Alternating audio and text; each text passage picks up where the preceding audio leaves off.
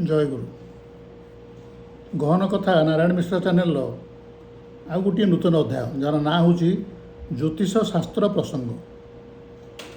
ଏ ବିଷୟରେ ଆମେ ଆଜି ଆଲୋଚନା କରିବା। ସେଥିପାଇଁ ବିଜ୍ଞ ଶ୍ରୋତା ଓ ଦର୍ଶକମାନଙ୍କୁ ମୁଁ ସ୍ୱାଗତ କରୁଛି। ନାରାୟଣ ମିଶ୍ର।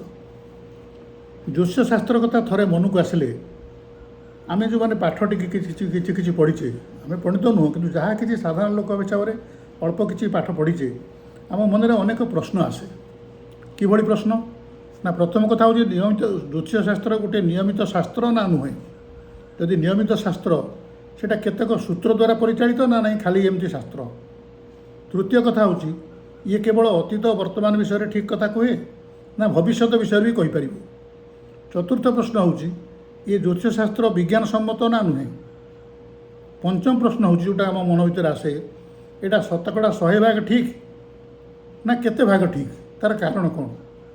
ଷଷ୍ଠ ପ୍ରଶ୍ନ ହେଉଛି, ଜ୍ୟୋତିଷ ଶାସ୍ତ୍ରବିତ୍ ମାନେ ଆମ ସମସ୍ୟାର ସମାଧାନ ପ୍ରକୃତରେ ଜାଣିଥାନ୍ତି ନା ନାହିଁ, କରିପାରନ୍ତି ନା ନାହିଁ? ଅଷ୍ଟମ ପ୍ରଶ୍ନ ହେଉଛି, ସପ୍ତମ ପ୍ରଶ୍ନ ହେଉଛି, ଏଇଟା ମନସ୍ତତ୍ତ୍ୱ ବିଜ୍ଞାନର ସାହାଯ୍ୟ ନିଏ ନା ନାହିଁ? ଅଷ୍ଟମ ପ୍ରଶ୍ନ ହେଉଛି, ଏହାକୁ ପଢ଼ି ଆୟତ୍ତ କରି ଭବିଷ୍ୟତବାଣୀଟା ଠିକ୍ ଭାବେ କହିହେବ ନା ନାହିଁ? ଏବଂ ଏଥିପାଇଁ ଯଦି କହିହେବ, ତାହେଲେ ଏଥିପାଇଁ ମନସ୍ତତ୍ତ୍ୱ ବିଜ୍ଞାନ, ନିଜର ବୁଦ୍ଧି, ଅଭିଜ୍ଞତା, ୟାକୁ ସବୁ ସାହାଯ୍ୟ ନିଆଯାଏ ନା ନାହିଁ?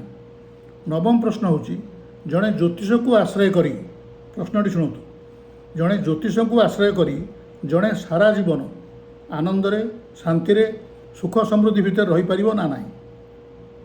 ଏବଂ ଦଶମ ଆଉ ଶେଷ ପ୍ରଶ୍ନ ହେଉଛି, ଜ୍ୟୋତିଷ ଜଣକ ନିର୍ଦ୍ଦିଷ୍ଟ ଦିନ ଓ ସମୟରେ କୌଣସି ଘଟଣା ଘଟିବ ବୋଲି କହିପାରିବେ କି? ଯଦି ଏହା ଭୁଲ ପ୍ରମାଣିତ ହୁଏ, ତାହେଲେ ତାଙ୍କ ବିରୁଦ୍ଧରେ ଆଇନ ଅନୁସାରେ କିଛି ଦଣ୍ଡ ବ୍ୟବସ୍ଥା କରିହେବ ନା ନାହିଁ? ଏ ବ୍ୟବସ୍ଥା ଅଛି ନା ନାହିଁ?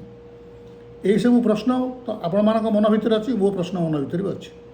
ଅନେକ ଦିନ ତଳେ 1983-84 ମସିହାରେ ପ୍ରସିଦ୍ଧ ଲେଖିକା ସ୍ନେହ ମେହେଟା ବିଶ୍ୱ ପ୍ରସିଦ୍ଧ ଜ୍ୟୋତିଷ ବେଜାନ୍ ଦାରୁୱାଲାଙ୍କୁ ସାକ୍ଷାତ କରିଥିଲେ। ବେଜାନ୍ ଦାରୁୱାଲା ତାଙ୍କୁ ସାକ୍ଷାତ କରିବା କାରଣ ହେଲା ଯେ ଦାରୁୱାଲା ସଞ୍ଜୟ ଗାନ୍ଧୀଙ୍କ ମୃତ୍ୟୁ ବିମାନ ଦୁର୍ଘଟଣା ହେବ ବୋଲି କହିଥିଲେ ଏବଂ ହେଇଥିଲା। 1984 ମସିହାରେ ଭାରତ ବିଶ୍ୱକପ୍ ବିଜେତା ହେବ କହିଥିଲେ ଏବଂ ସେଇଟା ହେଇଥିଲା। ଗୁଜରାଟରେ ଭୂମିକମ୍ପ ହେବା କଥା ଆଗରୁ କହିଥିଲେ, ହେଇଥିଲା। ସୁନାମି ଯେବେ ହୁଏ ସେ କୁହନ୍ତି, ସେଇଟା ବି ହେଇଥିଲା। ଅନେକ ଜିନିଷ ସେ କହିଛନ୍ତି ଏବଂ ଏଇଟା ସତ ହେଇଛି। ସେଇଥିପାଇଁ ଫିଲ୍ମ ଜଗତରୁ ରାଜ କାପୁର, ଦେବାନନ୍ଦ, ଅନୁପମ ଖେର, ସୁଭାଷ ଘାଇ, ଅମିତାଭ ବଚ୍ଚନ, ମହେଶ ଭଟ୍ଟ, ବହୁ ଲୋକ, ଏମିତି ଧୀରୁଭାଇ ଅମ୍ବାନୀ, ରାମକୃଷ୍ଣ ବାଜାଜ, ବହୁତ ଲୋକ, ଅନେକ ଶିଳ୍ପପତି ଆଉ କ୍ରିକେଟ ତାରକା ଏବଂ ସିନେ ତାରକା ତାଙ୍କ ପାଖକୁ ଯାଆନ୍ତି ବହୁତ କଥା ପଚାରିବାକୁ। ଆଉ ସେ ଯାହା କୁହନ୍ତି କୁଆଡ଼େ ସତ ହୁଏ। ସେଇଥିପାଇଁ ସ୍ନେହ ମେହେଟା ତାଙ୍କ ପାଖକୁ ଯାଇଥିଲେ କିଛି ପ୍ରଶ୍ନ ପଚାରିବାକୁ। ଏ ଜ୍ୟୋତିଷ ଶାସ୍ତ୍ର ବିଷୟରେ ଆପଣଙ୍କର କ'ଣ ମତ କୁହନ୍ତୁ? ବେଜାନ୍ ଦାରୁୱାଲା 1931 ମସିହା ଜୁଲାଇ 11 ତାରିଖରେ ଜନ୍ମ ହୋଇଥିଲେ ଏବଂ ଏ ଯେଉଁ ଇଣ୍ଟରଭ୍ୟୁ ହୋଇଥିଲା, ଏଇଟା 83-84 ମସିହା ପାଖାପାଖି ହେଇଥିଲା। ତେଣୁ ସିଏ ଯାହା ସବୁ ଉତ୍ତର ଦେଇଥିଲେ ଜ୍ୟୋତିଷଶାସ୍ତ୍ର ବିଷୟରେ, ଏଇଟା ଆମେ ସମସ୍ତେ ଜାଣିବା କଥା, ଯେଉଁମାନଙ୍କର କିଛି ନା କିଛି ସନ୍ଦେହ ଅଛି ଯେ ଜ୍ୟୋତିଷଶାସ୍ତ୍ର ଠିକ୍ ନା ନାହିଁ। ସେ ଥିଲେ ଇଂଲିଶର ପ୍ରଫେସର। ତେଣୁ ଦାରୁୱାଲା କହିଛନ୍ତି ଯେ 1000-3000 ବର୍ଷର ପୁରୁଣା ଏଇ ଯେଉଁ ଜ୍ୟୋତିଷ ଶାସ୍ତ୍ର, ଏଇଟା ହେଉଛି ଗୋଟେ ନିୟମିତ ଶାସ୍ତ୍ର। ପଦାର୍ଥ ବିଜ୍ଞାନ, ତର୍କଶାସ୍ତ୍ର ଯେମିତି ୟାକୁ ପଢ଼ିକିରି ଆୟତ୍ତ କରାଯାଏ, ସେମିତି ଜ୍ୟୋତିଷ ଶାସ୍ତ୍ରକୁ ବି ପଢ଼ି ଆୟତ୍ତ କରାଯାଏ। କିନ୍ତୁ ୟା ସହିତ ମନସ୍ତତ୍ତ୍ୱ ବିଜ୍ଞାନ ଏବଂ ନିଜର ଷଷ୍ଠ ଇନ୍ଦ୍ରିୟ, ୟାକୁ ଉପଯୋଗ କରିବାକୁ ପଡ଼ିବ। ଖାଲି ଜ୍ୟୋତିଷ ଶାସ୍ତ୍ରରେ ହେବନି। ସାଇକୋଲୋଜି ଟିକେ ଜାଣିଥିବେ ଏବଂ ଆପଣ ନିଜ ମଧ୍ୟ ଲୋକକୁ ଦେଖି କ'ଣ କ'ଣ କହିବା କଥା, ତାକୁ ଟିକେ ନିଜର ଷଷ୍ଠ ଇନ୍ଦ୍ରିୟ ଆପ୍ଲାଏ କରିକିରି କହୁଥିବେ। ଅନ୍ୟ ଶାସ୍ତ୍ରରେ ମଣିଷକୁ ସେ କରୁଥିବା କର୍ମ ପାଇଁ ଦାୟୀ କରାଯାଏ, କିନ୍ତୁ ଜ୍ୟୋତିଷ ଶାସ୍ତ୍ର ଅନୁସାରେ ଜନ୍ମ ସମୟରେ ଗ୍ରହମାନଙ୍କ ସ୍ଥିତିକି ଦେଖି ଅତୀତ ଭବିଷ୍ୟତ କୁହାଯାଏ। ଜନ୍ମ ସମୟରେ କେଉଁ ଗ୍ରହ କେଉଁ ଜାଗାରେ ଥିଲେ, କେହି ଡେରିରେ ବିବାହ କଲେ ବା ପରିଶ୍ରମ ଅନୁସାରେ ଫଳ ନ ପାଇଲେ, ରୋଜଗାର ନ କରିପାରିଲେ ବା ବିନା ପରିଶ୍ରମରେ କେହି ପ୍ରତିଷ୍ଠା କରିଗଲା, ଏସବୁ ପାଇଁ ଜ୍ୟୋତିଷମାନେ କହନ୍ତି ଯେ ଜନ୍ମ ସମୟର ଗ୍ରହମାନେ ହିଁ ଦାୟୀ। ଏଇ ଯେମିତି ମୋ ଗ୍ରହ ଦୋଷରୁ ମୁଁ ସର୍ବଦା ଅଭାବରେ ପଡ଼ୁଛି, କି ମୋ ଗ୍ରହ ଦୋଷରୁ ମୁଁ ଗୋଟେ କ୍ଷଣକୋପି ସ୍ୱାମୀ ପାଇଛି, କିଏ କହେ ମୋ ଗ୍ରହ ଦୋଷରୁ ମୁଁ ଗୋଟେ ଅତି ସ୍ୱେଚ୍ଛାଚାରୀ ପୁଅ ପାଇଛି। ଏସବୁ ଜିନିଷ ମନ ଭିତରେ ଆସେ।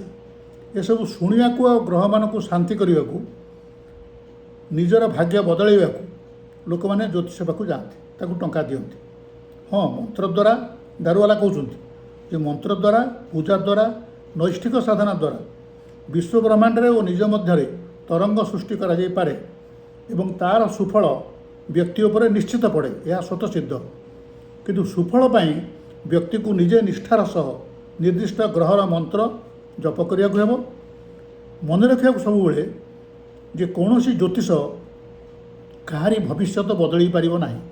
ତାହା ହେଇଥିଲେ ଦାରୁବାଲା ଯେଉଁ କହିଲେ ଯେ ସଞ୍ଜୟ ଗାନ୍ଧୀଙ୍କ ମୃତ୍ୟୁ ବିମାନ ଦୁର୍ଘଟଣାରେ ହେବ, ସେ ତାକୁ ବନ୍ଦ କରିଦେଇ ପାରିଥାନ୍ତେ। ଗୁଜରାଟରେ ଭୂମିକମ୍ପ ହେବ, କ'ଣ କଲେ ବନ୍ଦ ହେଇଯିବ ସେ କରିପାରିଥାନ୍ତେ, ସେସବୁ ସେ କରିନାହାନ୍ତି। ତେଣୁ ଜ୍ୟୋତିଷ ଶାସ୍ତ୍ରକୁ ବଦନାମ କରି ଅନେକ ଏହାକୁ ଏକ ବ୍ୟବସାୟରେ ପରିଣତ କରିସାରିଲେଣି।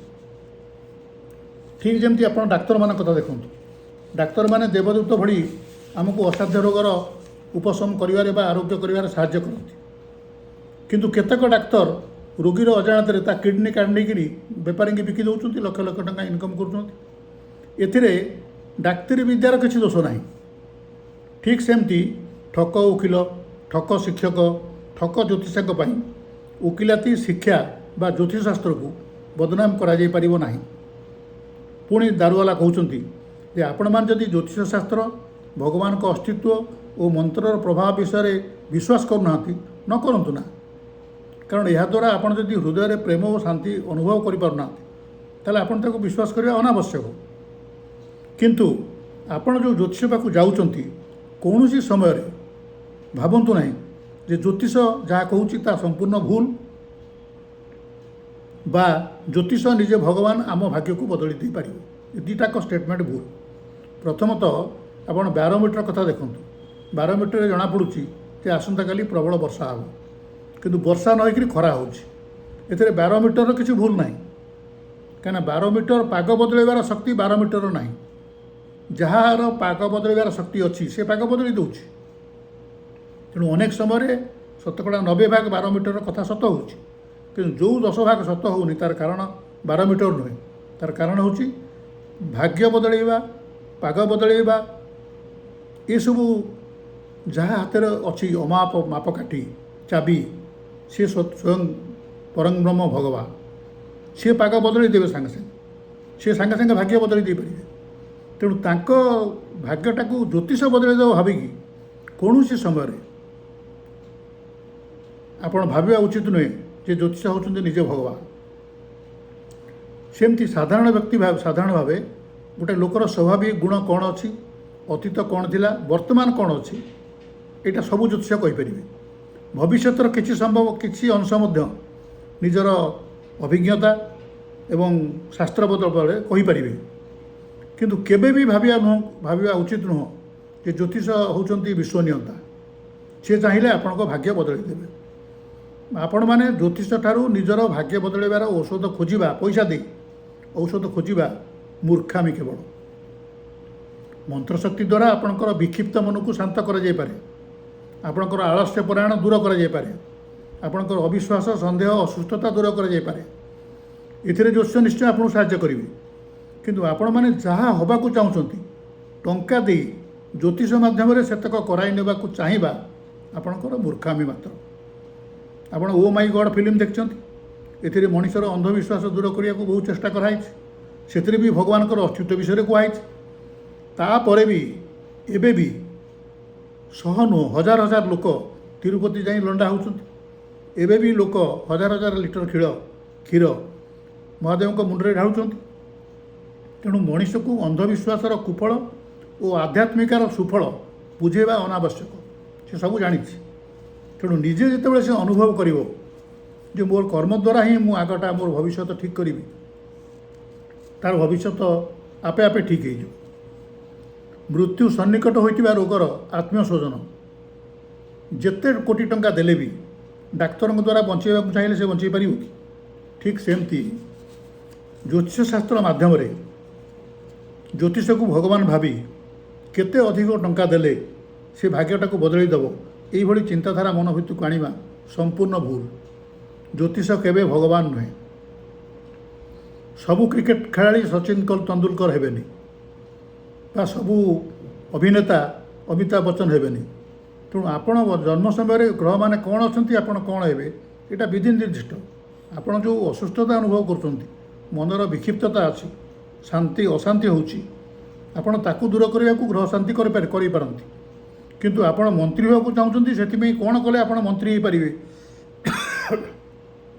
ଏ ବାଟ ଆପଣଙ୍କୁ ଜ୍ୟୋତିଷ ଦେଖାଇ ପାରିବେନି।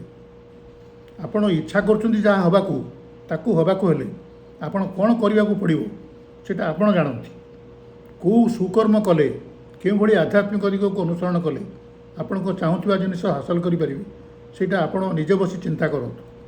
ବେଜାନ ଦାରୁବାଲାଙ୍କ ଭାଷାରେ ଜ୍ୟୋତିଷ ଶାସ୍ତ୍ରବିତ୍ ପାଖକୁ ଯାଆନ୍ତୁ କି ନ ଯାଆନ୍ତୁ, ତିନୋଟି ଜିନିଷରେ ବିଶ୍ୱାସ କରନ୍ତୁ: କର୍ମରେ, କର୍ମଫଳରେ ଏବଂ ଈଶ୍ୱରଙ୍କ ଉପରେ। ଏ ତିନୋଟି ଉପରେ ସମ୍ପୂର୍ଣ୍ଣ ବିଶ୍ୱାସ ରଖନ୍ତୁ। ଶରଣାଗତ ହେଇଯାଆନ୍ତୁ, ଈଶ୍ୱରଙ୍କୁ ଡାକନ୍ତୁ, ପ୍ରଭୁ ମୋତେ ମୁଁ ଯାହା ଚାହୁଁଛି ଦିଅ ନ ଦିଅ, ଆପଣ ମୋତେ ଭଲ ବାଟ ଦେଖାନ୍ତୁ ଏବଂ ମୋତେ ମାନସିକ ଶାନ୍ତି ଦିଅନ୍ତୁ।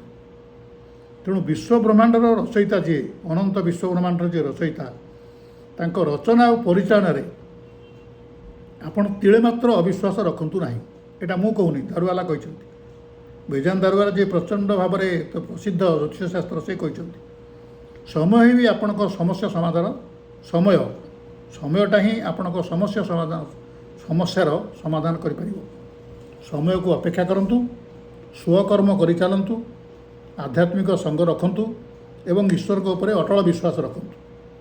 ଆପଣ ନିଶ୍ଚିତ ଭାବେ ଫଳ ପାଇବେ। ଜ୍ୟୋତିଷ ପାଖକୁ ଯାଆନ୍ତୁ ନ ଯାଆନ୍ତୁ। ଆଜି ପାଇଁ ଏତିକି। ନମସ୍କାର। ଯଦି ଅଧ୍ୟାୟଟି ଆପଣଙ୍କୁ ଭଲ ଲାଗିଲା, ନିଶ୍ଚିତ ଭାବେ ସାଙ୍ଗମାନଙ୍କ ସାଙ୍ଗରେ ସେୟାର କରିବେ, ସାଙ୍ଗମାନଙ୍କୁ ପଠାଇବେ ଏବଂ ଏ ଯେଉଁ ଚ୍ୟାନେଲଟି ଅଛି ଗହନ କଥା ନାରାୟଣ ମିଶ୍ର, ୟାକୁ ନିଶ୍ଚୟ ସବସ୍କ୍ରାଇବ୍ କରିବେ ଓ କରିବାକୁ କହିବେ। ଆଜି ପାଇଁ ଏତିକି। ନମସ୍କାର।